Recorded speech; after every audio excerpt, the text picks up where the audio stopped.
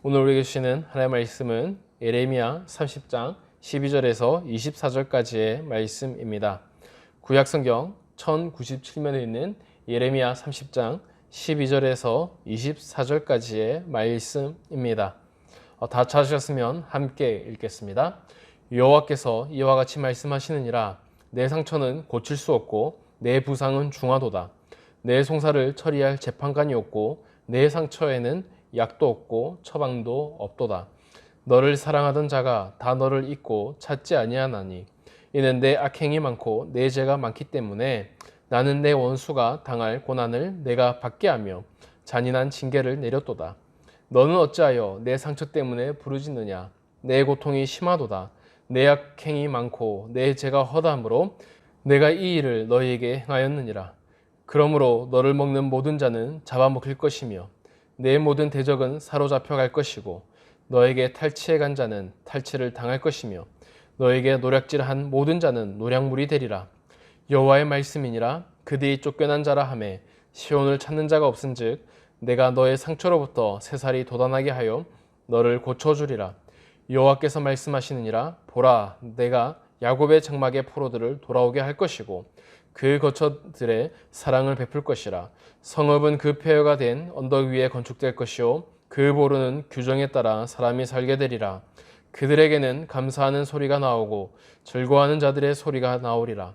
내가 그들을 번성하게 하리니 그들의 수가 줄어들지 아니하겠고 내가 그들을 존귀하게 하리니 그들은 비천하여 지리라 하니니라.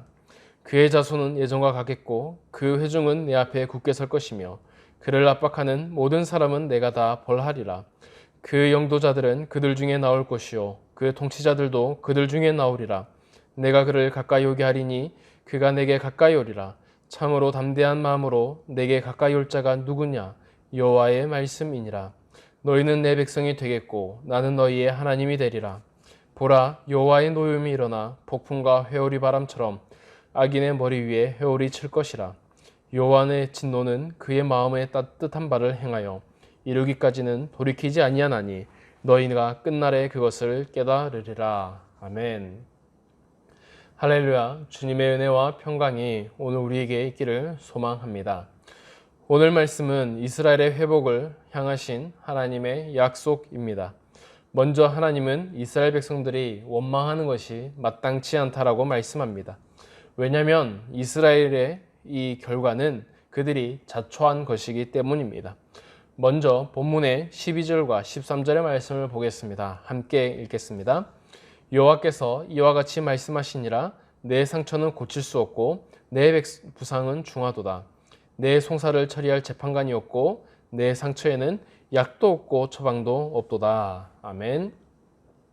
하나님은 12절에 이스라엘의 상처와 부상은 고칠 수 없는 매우 위중한 상태라고 말해주고 있습니다.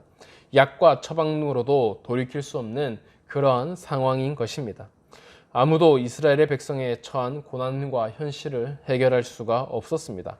재판관이 있더라도 중재하거나 송사를 처리할 수가 없는 상황임을 말해주고 있습니다.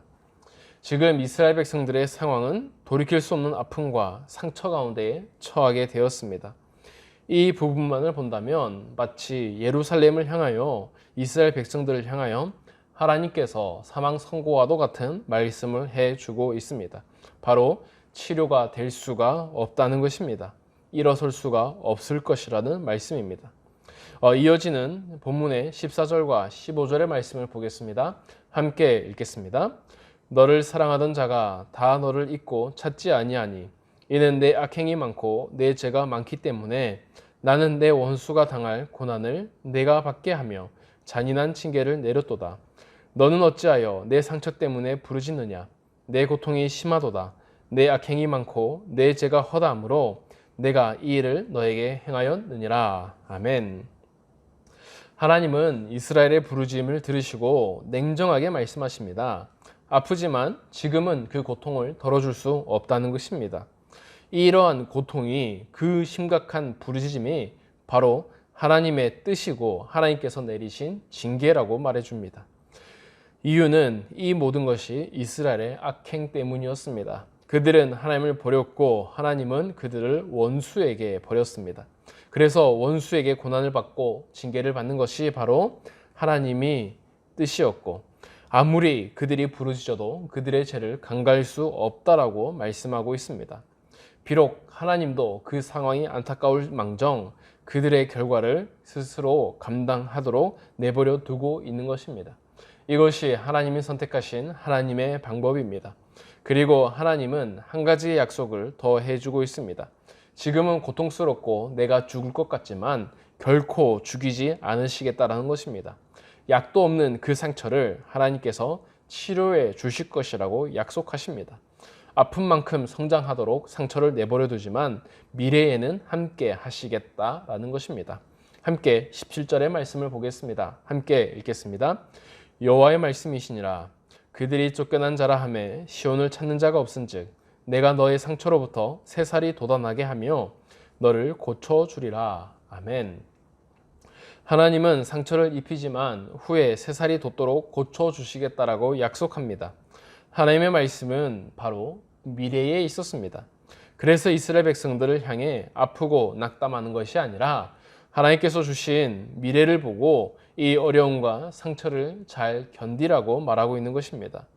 이어서 19절을 보면 새롭게 회복된 이스라엘에게 감사하는 소리와 즐거워하는 소리가 들리며 그들이 번성하여 다시 강대한 나라가 될 것이라고 약속해 주고 있습니다.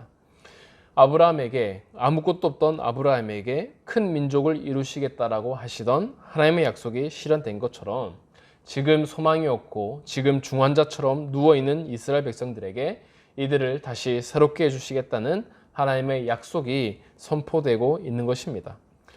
그런데 하나님의 약속은 지금의 상처의 회복에만 그치는 것이 아니었습니다. 하나님은 더 놀라운 계획이 가지고 계셨습니다. 우리 함께 21절과 22절의 말씀을 보겠습니다. 함께 읽겠습니다. 그 영도자는 그들 중에 나올 것이요 그 통치자도 그들 중에 나오리라. 내가 그를 가까이 오게 하리니 그가 내게 가까이 오리라. 참으로 담대한 마음으로 내게 가까이 올 자가 누구냐? 여호와의 말씀이니라. 너희는 내 백성이 되겠고 나는 너희들의 하나님이 되리라. 아멘. 하나님께서 영도자와 통치자가 이스라엘 백성들 중에 나오는 때가 있을 것이라고 말해 주고 있습니다. 그는 담대한 마음으로 하나님께 나아가는 제사장의 역할을 감당할 사람이 될 것이랍니다. 하나님께서 이스라엘 백성들은 지금 무너졌지만 그 이스라엘 백성들을 다독거리는 영도자와 통치자가 나올 텐데 그때에 하나님 앞에 바로 세워질 것이라고 말을 해두고 있습니다. 하나님께서 새로운 사람을 지금 약속하고 있는 것입니다. 그리고 그 큰 통치자는 바로 앞으로 오실 예수님에 대한 말씀입니다. 예수님을 통해서 하나님이 시내산에서 이스라엘 백성들과 맺으신 언약, 그들은 하나님의 백성이 되고 하나님은 그들의 하나님이 되겠다는 그 언약이 다시 이루어질 것임을 말씀해주고 있는 것입니다. 하나님의 약속은 사라진 것이 아니라 다가올 메시아로 인해서 그 말씀이 더욱 강력하게 실현될 것임을 말씀해 주셨고 그 메시아가 올 때에 이스라엘 백성들은 지금과 같지 않으리라고 말씀하고 있는 것입니다. 사랑하는 성도 여러분, 오늘 말씀은 하나님의 심판과 사랑을 동시에 설명해 주고 있습니다. 하나님은 심판 없이 사랑만 가지고 계신 분이 아닙니다. 그리고 하나님은 사랑 없이 심판만 가지고 계신 분도 아닙니다. 그래서 이스라엘 백성들은 심판 과정 가운데 있지만 하나님은 심판과 그리고 그 새로운 사랑과 소망을 끊임없이 던져주고 계십니다. 하나님께서는 바벨론에서 함께 하시겠다라고 약속하고 있습니다. 그리고 결정적으로 메시아를 통하여서 하나님의 약속이 이루어질 것이라고 말해주고 있습니다. 오늘 이 말씀은 우리의 삶을 돌아보게 만듭니다. 당시 이스라엘 백성들에게 메시아를 기다리라는 소망이 있었습니다. 그들이 만약에 그 소망을 붙잡고 살아갔다면 그것이 진정한 소망이 되었을 것입니다. 그러나 하나님의 소망을 벗어버리고 여전히 나의 고통과 아픔 속에 있다 그러면 그들은 그것이 소망이 되지 않았을 것입니다. 이것을 우리에게 비춰보면 지금 예수님은 다시 오시겠다라는 약속을 우리에게 해 주셨습니다. 그리고 그 다시 오실 때에 하나님께서 모든 것을 다시 심판해 주시겠다라고 약속하셨습니다. 그것을 가리켜서 우리는 천국을 향한 소망이라고 말하고 있습니다. 하나님은 우리에게 그 약속을 믿고 흔들림 없는 천국을 향한 기다리는 삶을 살라고 말하고 있습니다. 만약에 우리의 삶이 흔들린다면 우리는 하나님 앞에 바로 설 수 없을 것입니다. 우리가 그것을 소망으로 여기지 않는다면 우리의 삶은 흔들리기 때문입니다. 그러나 우리가 그 예수님의 재림을 굳건하게 붙잡고 있다면 그것은 그 어떤 것보다도 우리에게 굳건한 천국의 소망이 될 것이고, 아무리 어려운 힘든 순간이 오더라도 우리는 천국의 소망으로 다시 일어설 수 있을 것입니다. 우리가 이스라엘 백성들을 통하여 그 과거의 역사를 통하여 배우는 것처럼 우리는 다가올 천국을 향한, 다가올 재림을 향한 소망과 희망을 가져야 합니다. 사랑하는 성도 여러분, 우리의 주변과 환경이 어려우면 어려울 때일수록 우리는 하나님의 약속을 굳게 붙잡아야 합니다. 그래서 오늘 우리의 삶이 이 땅의 삶이 아니라 바로 천국을 경험한 자의 천국 시민으로서의 삶을 살아가야 하는 것입니다. 그리고 우리는 그 소망으로 살아갈 때에 세상 사람들에게 진짜 소망이 무엇인지 보여줄 수가 있습니다.